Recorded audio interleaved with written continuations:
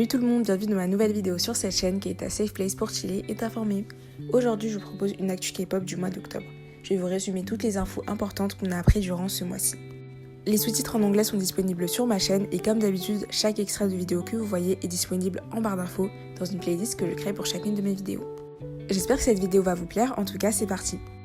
On commence la vidéo avec Jungkook de BTS qui a annoncé à travers son agence qu'il sortira son premier album intitulé Golden qui sortira le 3 novembre. Qui sera composé de 11 titres et on en connaît déjà 2, il y a Seven featuring Lato et 3D avec Jack Harlow. Le 3 octobre, les nominations des MTV EMA ont été annoncées. Et voici les idols nominés. Premièrement, dans la catégorie Best K-pop, on retrouve New Jeans, 50-50, Jungkook, Seventeen, TXT et Stray Kids. Dans la catégorie Best Group, il y a aespa, New Jeans, Seventeen et TXT. Dans la catégorie Biggest Fans, on retrouve Blackpink et Jungkook. TXT est nominé dans la catégorie Best Push et enfin Jungkook est nominé pour le Best Song avec Seven. La cérémonie devait se dérouler le 5 novembre en France à Villepinte mais ça a été annulé à cause des événements mondiaux qui se passent en ce moment. Le 5 octobre, Stray Kids a partagé un prologue pour son prochain album intitulé Rockstar qui sortira le 10 novembre. Hwasa a été innocentée des accusations qui la concernaient. Ça remonte au mois de mai lorsqu'elle a performé à l'université Sungkyunkwan pour l'émission Dance Singer Traveler. Certaines personnes avaient critiqué sa performance, notamment l'association des droits de l'homme, des étudiants et des parents, qui ont qualifié ses actions d'embarrassantes et de dégoûtantes. Mais récemment, la police a annoncé qu'elle avait été innocentée. Jennie a enfin dévoilé sa musique You and Me en entière ainsi que la performance vidéo. Il s'agit de la musique qu'elle performait lors du World Tour Born Pink qu'on a donc découvert en octobre 2022, mais elle n'était toujours pas disponible sur les plateformes de streaming.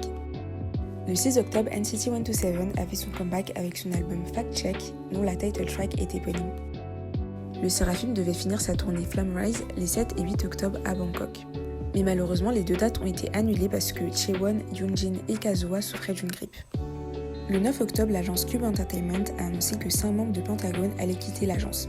Il s'agit de Yowan, Yanan, Yuto, Kino et Woosok. On n'avait pas d'annonce concernant le futur du groupe, mais deux membres se sont exprimés là-dessus. Premièrement, on a Yowan qui a écrit une lettre destinée à ses fans dans laquelle il dit qu'il fera toujours partie du groupe. Puis il y a Kino qui avait partagé une photo dans laquelle il a écrit dans la description « Pentagon never dies » qui signifie « Pentagon ne mourra jamais ». JB effectue actuellement son service militaire mais on a appris qu'il avait rejoint l'agence Mauve Company. Le groupe aespa fera un comeback le 10 novembre, on l'a appris à travers un teaser et il s'appellera Drama, c'est leur 4e mini-album. Baby Monster, le nouveau groupe de YG Entertainment, va débuter en novembre, ça a été confirmé par l'agence. La cérémonie coréenne The Fact Music Awards a eu lieu le 10 octobre 2023. Il y a eu beaucoup de récompenses mais je vais vous donner les principales. Tout d'abord, le grand prix qu'on appelle le Daesung a été attribué à Seventeen. Rise et Zero Base One ont remporté les prix des Next Leaders. Le Hottest Award revient à Boy Next Door et Seekers. Les artistes de l'année sont NMIXX, New Jeans, Treasure, aespa, Lee Myung-woong, ATEEZ, ITZY, IVE, Stray Kids et enfin Seventeen. Le prix du Fan and Star Choice Award a été remporté par BTS et Lee Myung-woong. Celui du Solo Performer de l'année a été remporté par Kwon Eun-bi. Enfin, le Listener's Choice Award a été remporté par New Jeans. Vous pouvez retrouver la liste entière des gagnants en barre d'infos. Jennie, l'ex-membre de NMIXX, a débuté en solo le 11 octobre avec son album An Iron Hand in a Velvet Glove, dont la title track est Common, en featuring avec Aminé. Dans une de mes vidéos, je vous avais expliqué qu'on n'avait plus trop de nouvelles de Chungha depuis qu'elle avait quitté son agence M&H Entertainment. Ce 11 octobre, on a appris qu'elle avait rejoint l'agence More Vision et elle a même créé un compte Instagram qui s'intitule More Chungha Please. Elle a même été annoncée comme le DJ de Chungha's Raise the Volume pour KBS Cool FM. Dom avait surpris ses fans le 12 octobre en annonçant qu'il allait commencer son service militaire le même jour. Il a dit dans une story Instagram et il s'est excusé envers ses fans en disant qu'il voulait s'enrôler de manière discrète. Le 13 octobre, on a pu découvrir le nouvel album de Tomorrow by Together, il s'appelle The Name Chapter Freefall, avec pour title track Chasing That Feeling. Le même jour, IVE a fait son comeback avec son album IVE Mine et on a pu voir le MV de Badgie, la title track. Le 15 octobre, le M Countdown de Paris a eu lieu à la Défense Arena. Comme artistes, on pouvait voir ATEEZ, Dreamcatcher, L-Sub, K-Tigers, NCT Dream, Psy, Shonu X Youngwon de Monsta X, Taemin, Treasure et Zero Base One. D'ailleurs, Sung Han Bin de Zero Base One était le MC de la soirée. Malheureusement, on a pu voir des vidéos sur les réseaux sociaux de fans qui se bousculaient énormément dans les files d'attente. Mais à part ça, ça s'est assez bien déroulé. Et on peut retenir la phrase de Psy qui a dit qu'après la Corée, la France était le pays qui aimait le plus la K-pop. Dites-moi en commentaire si vous avez assisté au M Countdown ou si vous auriez voulu y aller. Toujours le 15 octobre, on nous a annoncé qu'Enhypen allait faire son comeback le 17 novembre avec son album qui s'appelle Orange Blood. Sur YouTube, Lino et Han de Stray Kids ont dévoilé leur titre Want So Bad. Soojin, une ancienne membre de J-Idol, avait récemment rejoint l'agence BRD Communications. Des médias coréens avaient annoncé qu'elle allait bientôt débuter en solo, et son agence a par la suite confirmé qu'elle allait débuter le 8 novembre prochain. Le contrat de Dio avec SM Entertainment devrait expirer début novembre. Et on nous a annoncé en octobre qu'il quittait l'agence mais qu'il restera dans EXO. Et il va sûrement créer sa propre agence. D'ailleurs, quelques jours après, on a eu des rumeurs comme quoi Sehun et Chanel allaient aussi quitter l'agence, mais SM Entertainment l'a démenti aux médias. Chaewon commençait à peine à se remettre de sa grippe qu'elle commençait déjà à souffrir d'étourdissement. Sa pause était donc prolongée jusqu'à la fin du mois. Au mois d'août, on avait appris que S-Coups de Seventeen devait mettre en pause ses activités à cause d'une blessure au genou pour laquelle il avait reçu une opération. Au mois d'octobre, son agence nous a confirmé qu'il serait absent aux activités du groupe suite à leur comeback. La cérémonie des Mama 2023 aura lieu les 28 et 29 novembre au Japon. La liste des nominés a été dévoilée et on peut voter en ligne. Je vous laisse la liste en barre d'infos ainsi que le lien pour voter. La date d'enrôlement de Hyungwon de Monsta X a été dévoilée. Il partira le 14 novembre.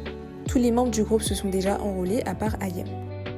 Le 23 octobre, Seventeen a fait son comeback avec son album Seventeen's Heaven et ils ont partagé le MV du titre God of Music.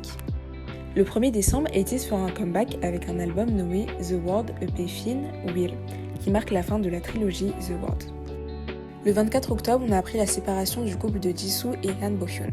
Leurs agences respectives avaient confirmé au mois d'août que les artistes apprenaient à se connaître depuis le mois de mai. Ce 24 octobre, des médias coréens ont affirmé qu'ils avaient mis fin à leur relation à cause de leur emploi du temps trop chargé, ce qui a été confirmé par la suite par l'agence YG Entertainment. Jessie a fait son grand retour ce mercredi 25 octobre avec son titre Gum. Elle avait rejoint en début d'année l'agence More Vision de J-Park.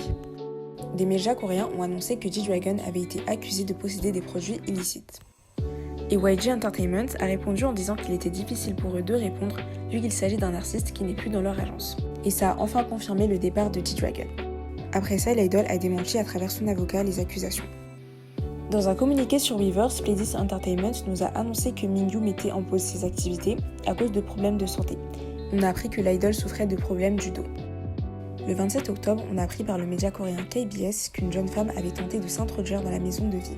Elle l'attendait devant chez lui, l'a suivi dans son parking et on nous dit qu'elle l'a suivi dans son ascenseur, qu'elle voulait s'introduire chez lui et qu'elle lui a même montré un contrat de mariage. Heureusement, elle n'est pas allée plus loin, mais on a appris que c'est pas la première fois qu'elle harcèle vie. Big Hit Music a affirmé qu'ils avaient une tolérance zéro avec ce genre d'action, qui est maintenant entre les mains de la justice. Le 27 octobre, on a pu découvrir les gagnants du MTV VMAs du Japon. Et je vais vous donner les gagnants concernant la K-pop. Tout d'abord, Shaonu a remporté le prix de Global Icon. Stray Kids a remporté le prix de Best Group Video International avec Case 143. NewJeans est reparti avec le prix du Best Buzz Award et The Boys a remporté celui du Best Asia Group. Ce 30 octobre, Taemin a fait son comeback avec son album Guilty qui était très attendu. Son dernier remonte à mai 2021. Dites-moi en commentaire si vous l'avez écouté et ce que vous en pensez. C'est la fin de cette vidéo, j'espère vraiment qu'elle vous a plu. Dites-moi en commentaire quelles sont vos 3 actus préférées. J'ai essayé de vous mettre des actus assez différentes. Il y en a eu sur les comebacks, sur les pauses, sur les controverses, donc j'espère que vous avez trouvé ça intéressant. Suivez-moi sur les réseaux sociaux sous le nom de popchill-actu. N'hésitez pas à liker, commenter, partager et vous abonner, ça me ferait vraiment plaisir. Et n'hésitez pas à activer la cloche de notification pour rester au courant des actus K-pop et K-drama à travers mes vidéos et mes shorts. Je vous fais des très gros bisous et je vous dis à très bientôt sur ma chaîne.